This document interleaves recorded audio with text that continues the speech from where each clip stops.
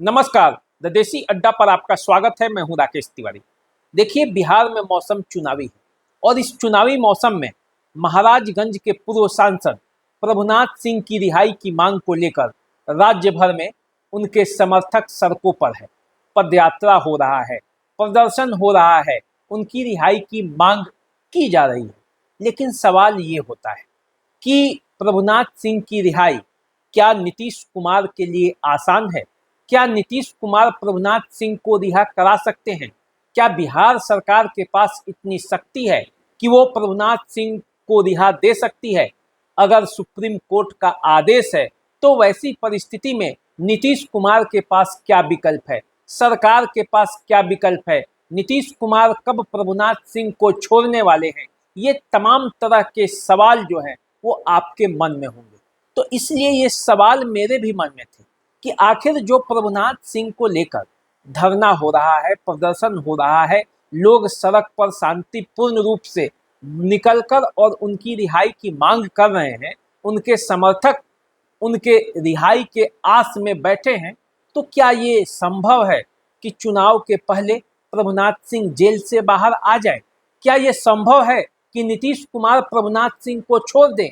क्या ये संभव है कि जिस तरह से आनंद मोहन आज चुनावी राजनीति में बाहर घूम रहे हैं, अपने अपने परिवार के लिए राजनीति को सेट कर रहे हैं, क्या प्रभुनाथ सिंह भी राजनीति को सेट करने के लिए बाहर आ सकते हैं? ये सवाल है और इसीलिए मैंने इस पर रिसर्च किया। मैंने इसे कानूनी पहलू जो है इसको जानने का प्रयास किया।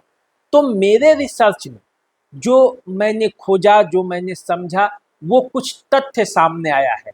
उस तथ्य को मैं आपके सामने रखूंगा और उस तथ्य से आपको अंदाजा लगाना है कि क्या प्रभुनाथ सिंह वास्तव में बाहर आएंगे और यदि आएंगे तो किस परिस्थिति में आएंगे, कौन सी वो परिस्थिति होगी जब प्रभुनाथ सिंह आपको इस चुनाव में आपके साथ खड़े होते हुए दिखाई दे सकते हैं।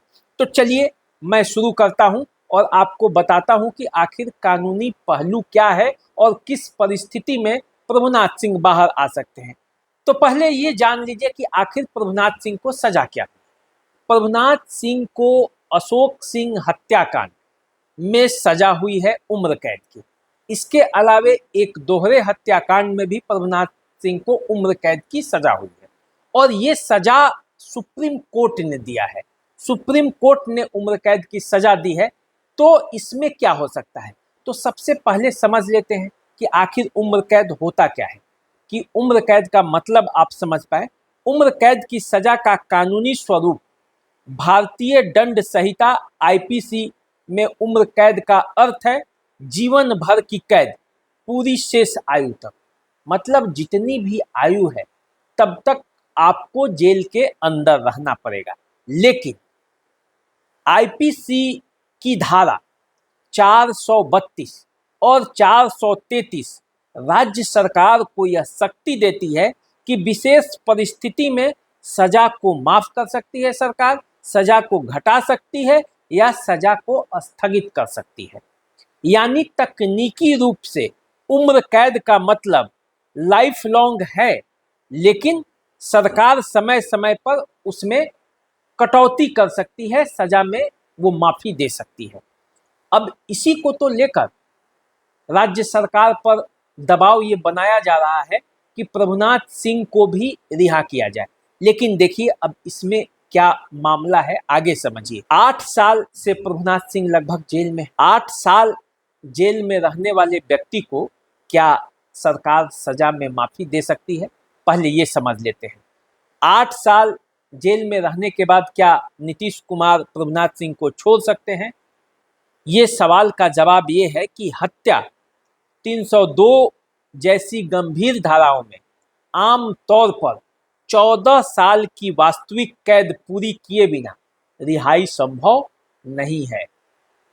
सुप्रीम कोर्ट ने कई बार कहा है कि life imprisonment means imprisonment for the whole of remaining life of the prisoner unless properly remitted by the appropriate government. लेकिन विशेष परिस्थिति में राज्य सरकार सीआरपीसी 432, 433 के तहत पहले भी छूट दे सकती है, बशर्ते सुप्रीम कोर्ट की ओर से कोई प्रतिबंध न लगा। अगर सुप्रीम कोर्ट ने इस पर प्रतिबंध लगा दिया है तब राज्य सरकार भी नहीं छोड़ सकती। लेकिन अगर सुप्रीम कोर्ट ने कोई प्रतिबंध नहीं लगाया है तो राज्य सरकार छोड़ सकती है।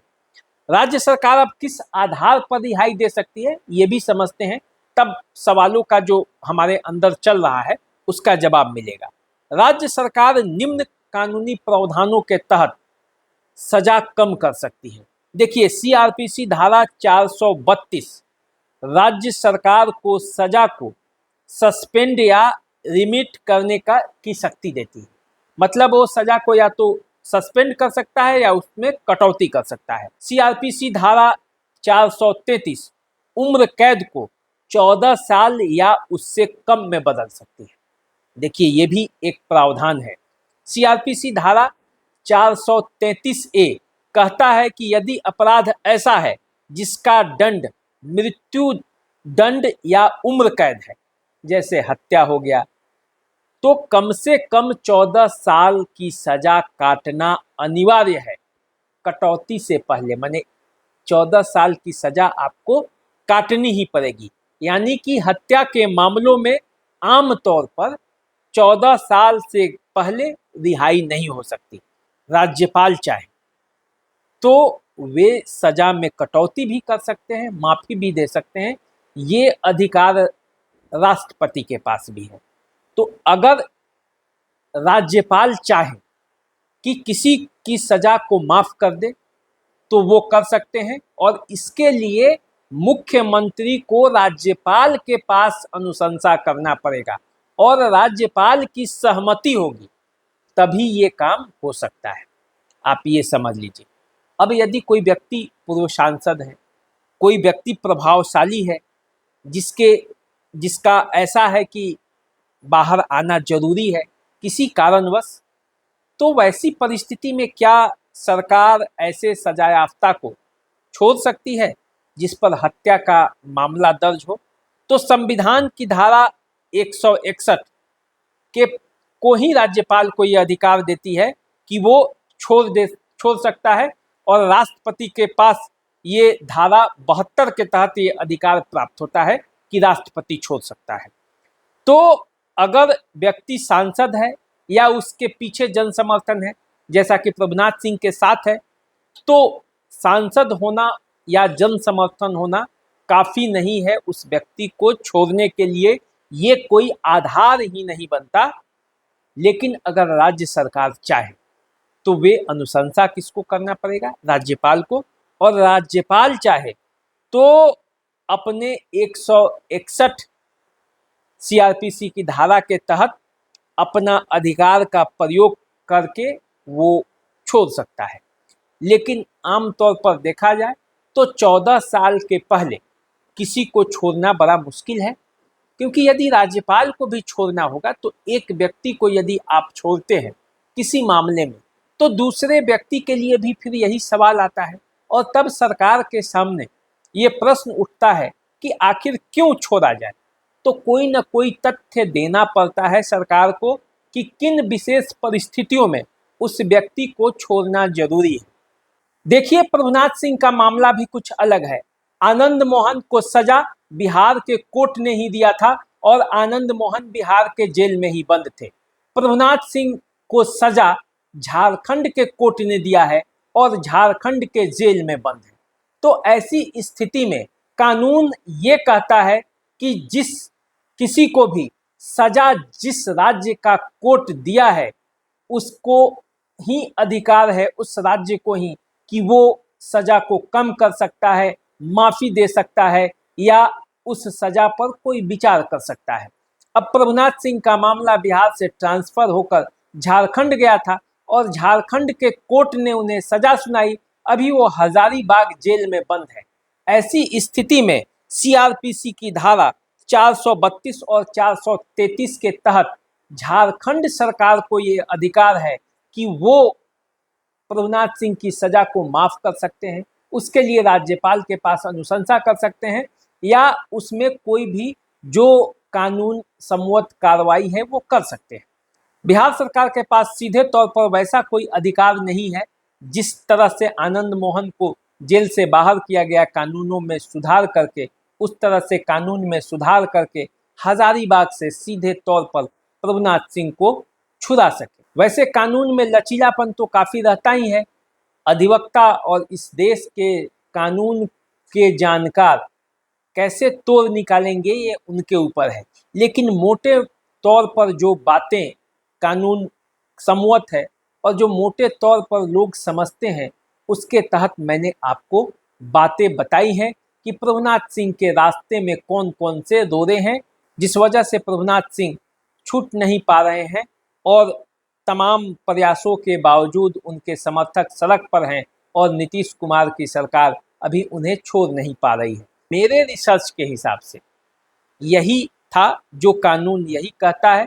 मैंने जो रिसर्च किया, हो सकता है कि इसका कोई और कानूनी आधार बनाकर, वकीलों के पास बहुत रास्ता होता है, संविधान में कई तरह के संशोधन भी होते हैं और संविधान के लचीलापन का लाभ भी उठाया जा सकता है। तो अब क्या होगा ये तो मैं नहीं कह सकता, मेरा कोई दावा भी नहीं है कि यही जो मैं बता रहा हूँ एकदम कानूनी तथ्य पर और कानूनी आधार पर यही पुख्ता है, क्योंकि न तो मैं कोई वकील हूँ न कोई मैं जज हूँ। मैं केवल एक पत्रकार होने की वजह से मैंने रिसर्च करने का प्रयास किया और ये सच लाने का प्रयास किया कि आखिर इस मामले में होने वाला क्या है। प्रभुनाथ सिंह के जो समर्थक हैं वो जो सड़कों पर हैं तो उससे क्या होगा। देखिए, प्रभुनाथ सिंह के समर्थक जो सड़कों पर हैं उससे होगा ये कि सरकार पर दबाव बनेगा, नीतीश कुमार पर ये दबाव बनेगा कि वो अपने नेता को बाहर निकाले। अब क्या होगा ये तो आने वाले समय में पता चलेगा। फिलहाल आप हमारे चैनल को सब्सक्राइब कर लीजिए, यदि आप हमें फेसबुक पर देख रहे हैं तो फॉलो कर लीजिए। नमस्कार।